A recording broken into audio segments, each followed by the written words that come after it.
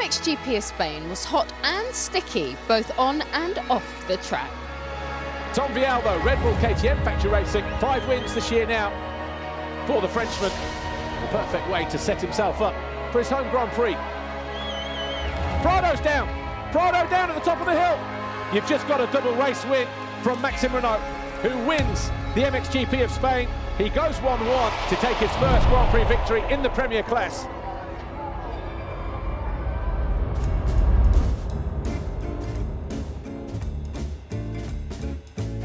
The 10th round of the FIM Motocross World Championship marks the midway point of the 2022 season and sees us return to Ernée for the first time in 5 years.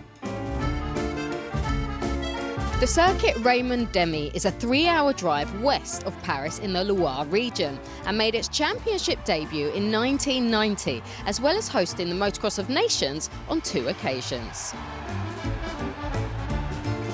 Thunderstorms are expected to sweep through the area over the weekend, so this could be a wild one at the heart of the Mayenne countryside. Welcome to the Monster Energy MXGP of France.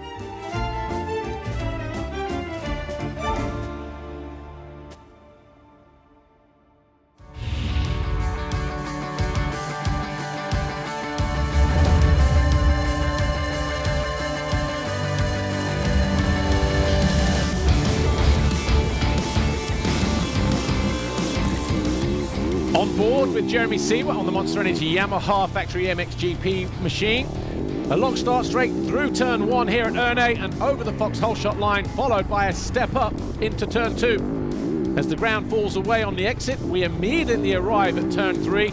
We hit this double. Now the old track used to go around to the right, around about now, but as you can see, we have the Monster Energy Dragons back, followed by this huge uphill triple. At the top of the hill, as we start to swing round the turn, it tightens up on the exit. That leads to a step down. You can see how rutty it could be on the approach to the FC Moto jump. We're back on the old part of the circuit now. The last time we were here was back in 2017, so riders will be familiar with this part of the racetrack, doubling into the waves and then slowing down as they go left here. A little bit offline there for Siwa. Just a warning as to how quickly you can approach that part of the racetrack. Coming to an almost stop there in the next turn, bottom of the hill. But you see how rutty it is, how tricky it can be. Very technical racetrack here at Ernée. Highest point of the racetrack, over this double onto the plateau, a series of 6 waves lead us to the city jump here, right in front of the Monster Energy station. And then we go 90 degrees, the Monster Energy step down, tripling your way downhill. Big braking bumps, a lot of ruts at the bottom of the hill, turn 14. A weight. You need to really be hard on the brakes just to get the thing stopped. Then we head uphill under the Liqui Moly jump, coming to a tight right, falling away here with 2 corners away from the finish line. The tight left, tight right. We get on the gas, we hit the Monster Energy finish line jump here. And as we come into land, the penultimate turn takes the riders past pit lane, and then a tight right takes the riders back down the start straight to start another lap here at Ernée.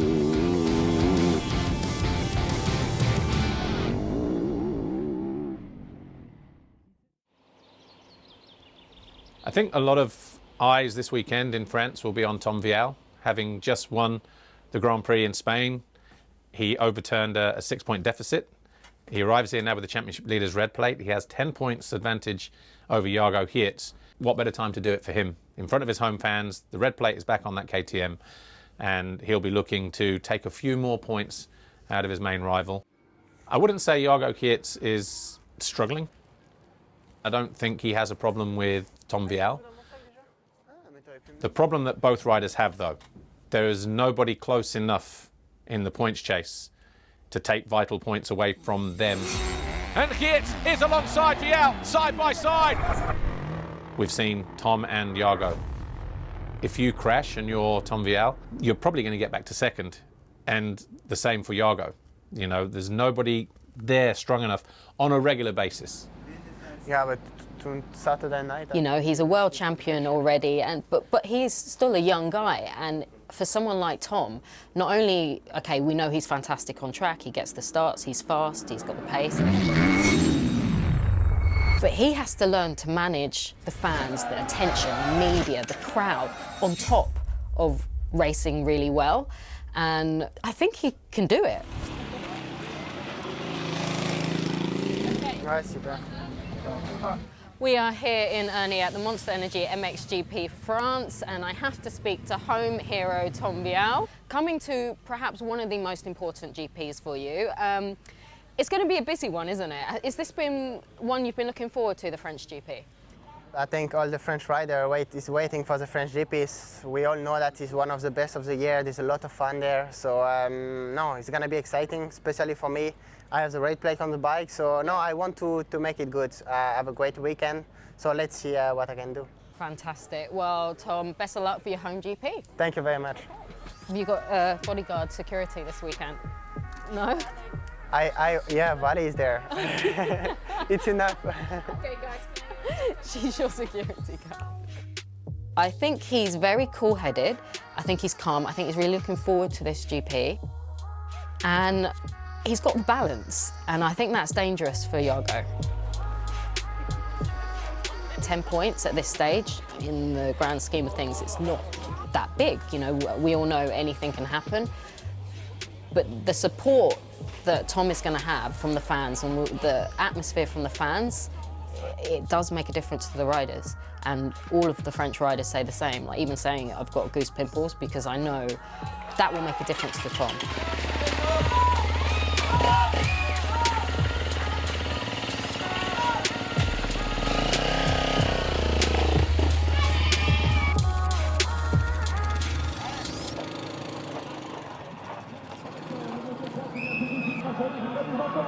Et qu'on fasse un maximum de bruit, merci pour tous les bénévoles.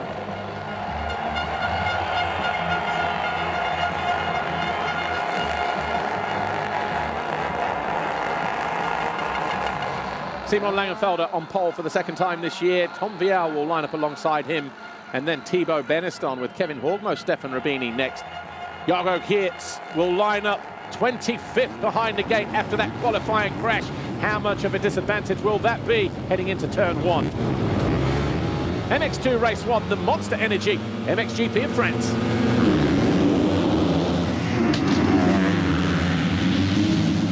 Thibaut Beneston caught behind the gate, stalled the bike.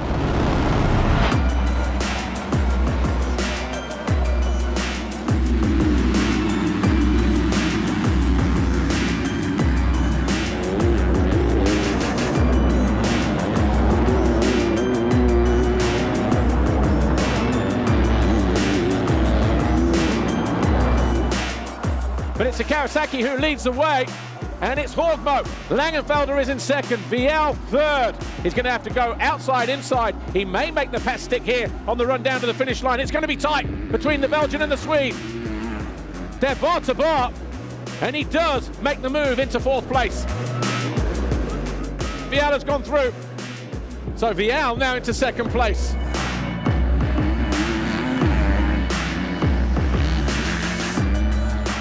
Kevin Horgmo, he's led the first 3 laps here in France. A mistake, and Vial goes through.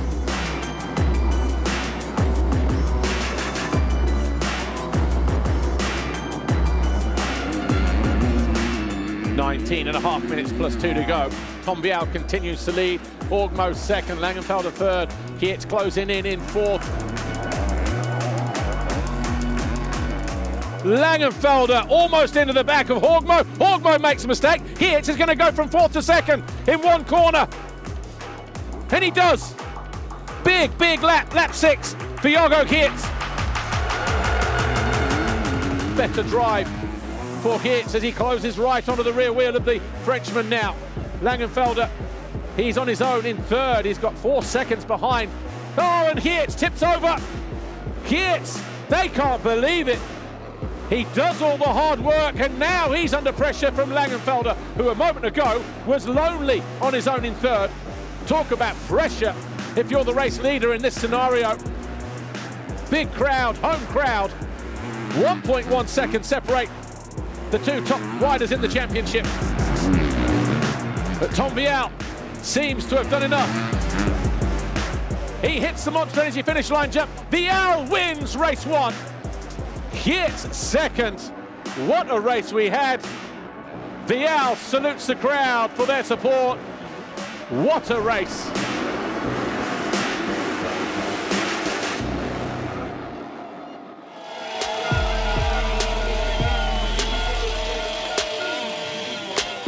Fans on their feet, the noise already bellowing around this Ernée racetrack.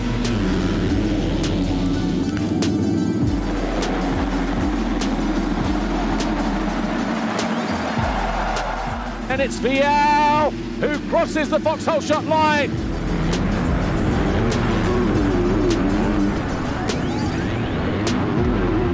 But he is leading in front of the home fans at the first time of asking.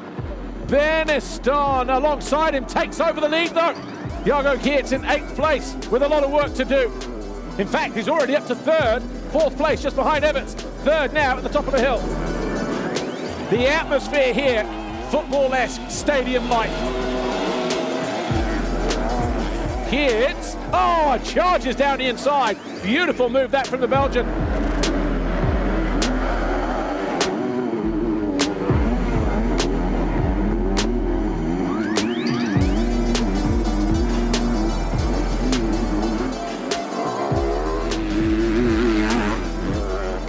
Jago Geerts knows that if he is to win the overall Grand Prix at the moment, he has to find a way past his teammate, Thibaut Beniston.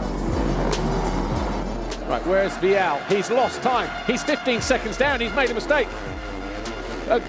Through that top right-hander, I bet. Just trying to straighten out the handlebars and the clutch lever. So that's what cost him the 15 seconds. Tom Vial, all of a sudden, losing a lot of time, and Horgmo is all over the back of him now. Tom Vial under attack from Kevin Horgmo. Horgmo finds a way past the Frenchman. Geerts wins the overall.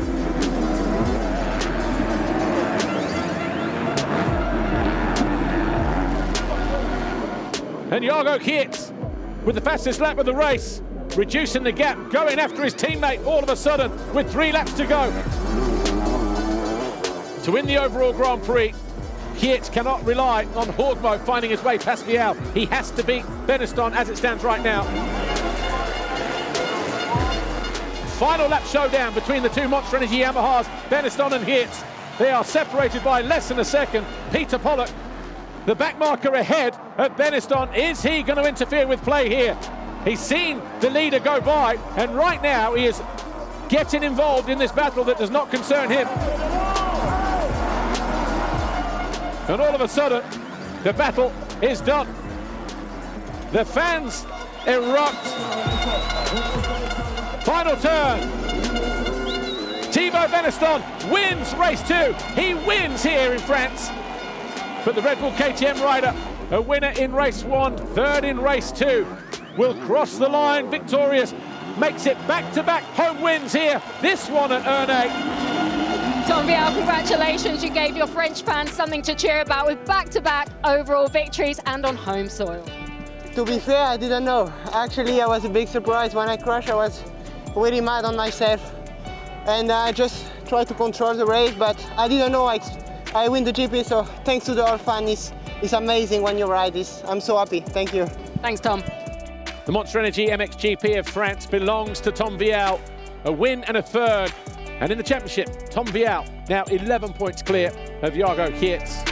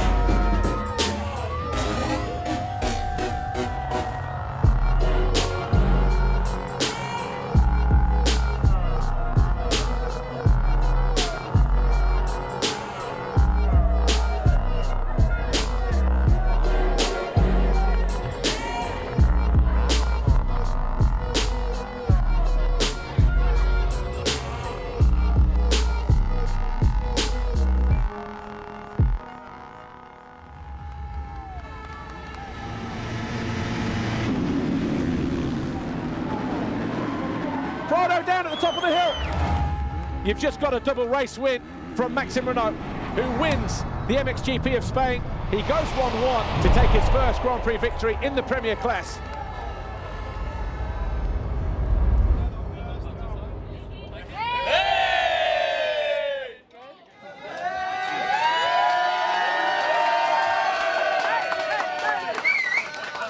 Chaussée au moine.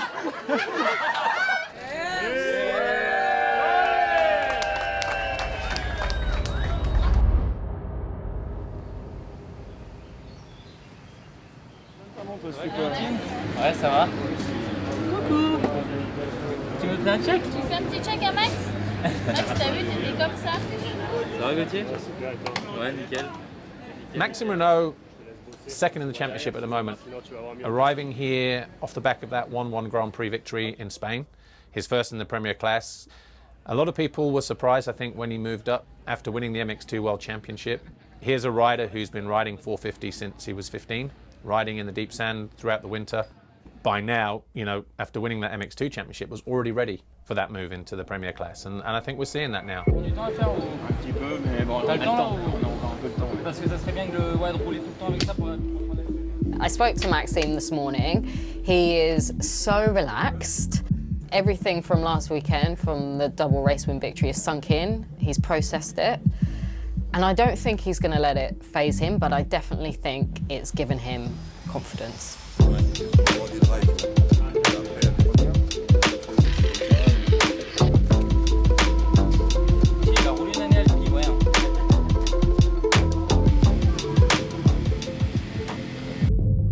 He's run up the front a few times. He's had 5 podiums now, including that win in Spain. And so from that side, he's shown that he is more than capable of mixing it in the class. With a Grand Prix victory, he's shown that he's more than ready for the challenge.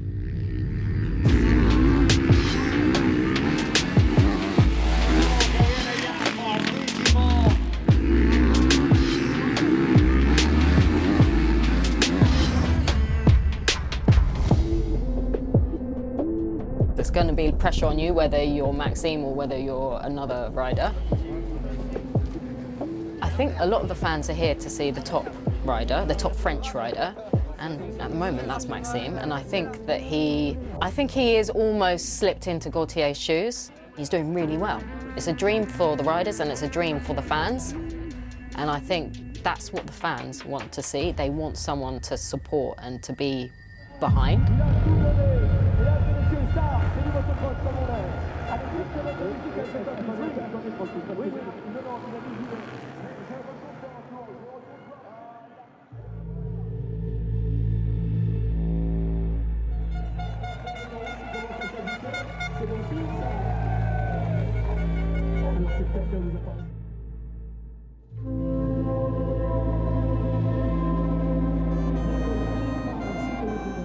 Full house here at Ernée. Fans singing the national anthem here ahead of MXGP Race 1. Fly Racing, 15-second board up for the first time.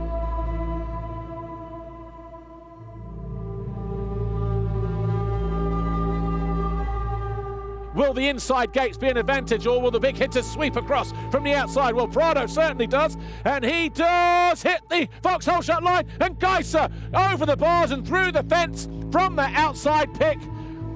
That is the danger starting out there. Prado, he was clear ahead, he came across, and I think it was Lapucci who hit the rear wheel and then sent everybody else out through the fence.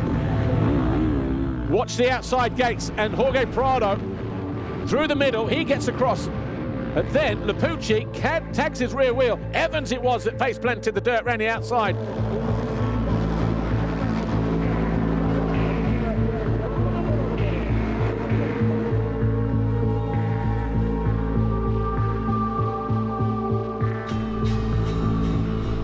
Geiser cuts neatly to the inside, out drags the Kawasaki rider, and he's through at the top of the hill and into ninth place.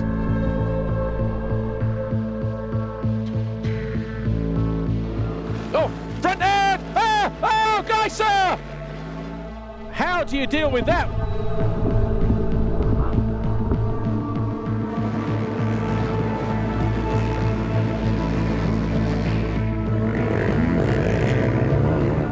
Here's Maxime Renault, Monster Energy Yamaha rider, now up into 11th. He's got Tixier about 5 seconds further up the track.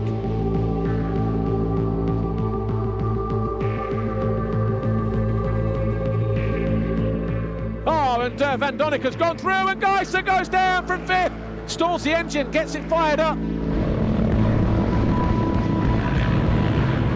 And then Geiser just lost the front look.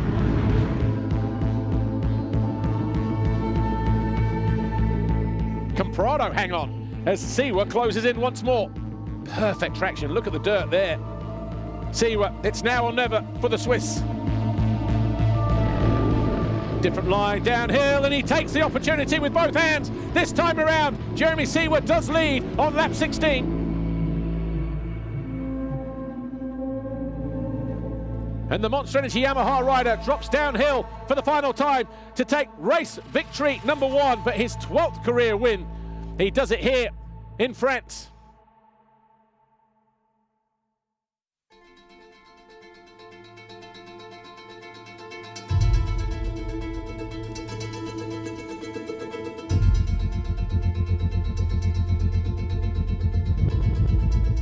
MXGP race 2, 30 minutes plus 2 laps. Who will it be that grabs that foxhole shot? It was foxhole shot number 10 for Jorge Prado in race 1.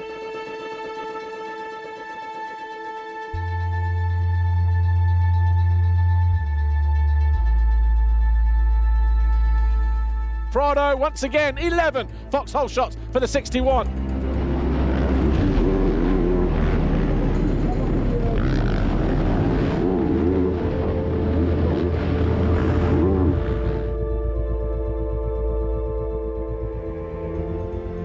Have to be hard on the brakes, and you have to attack this downhill. Can he split the two riders? Yes, he can. He goes from 3rd to 2nd with that move on Paturel.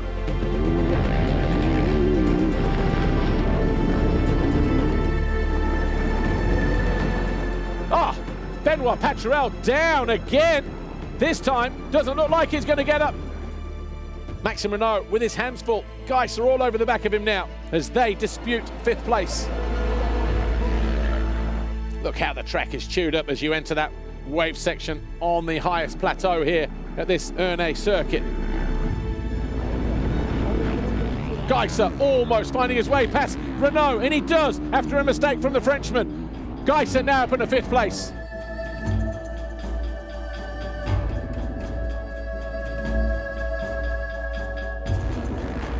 The battle for the lead is being duked out here between the Spaniard and the Dutchman, the 61 and the 259 of Prado and Koldenhoff. A mistake there from Prado as well, and Koldenhoff is going to be almost alongside as they come into land top of the hill, and Koldenhoff does go through, takes over the lead on lap 11.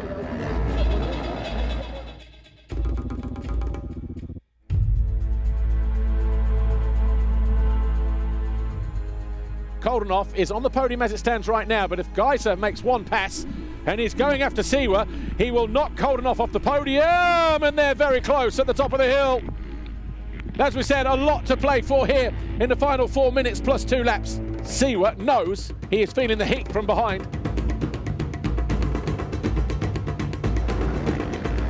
Ah, Geiser tips over, picks himself up. Is that a let-off for Siwa? Oh, banging bars! Nudges Prado aside. Siwa will have the position at the top of the hill. He does. It wasn't pretty, but it was effective.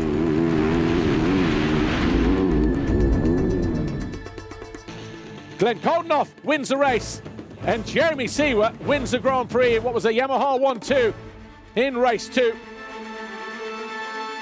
Jorge Prado hangs on for 3rd, Geiser 4th. Jeremy Siwa wins for the first time in 2022 with a win and a 2nd. Tim Geiser extends his lead from 66 to 73 points over Maxime Renault, who also had a tough day here at home.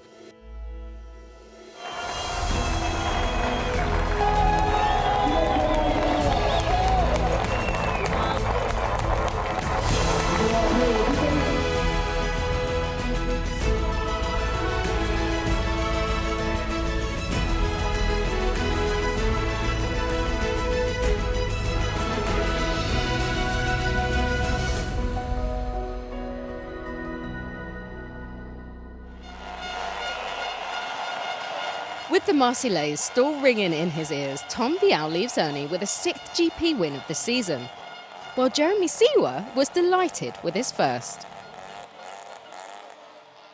We'll be back next week for the 11th round of the season in Teufelstal, complete with a passionate crowd for the Liqui Moly MXGP of Germany. Au revoir.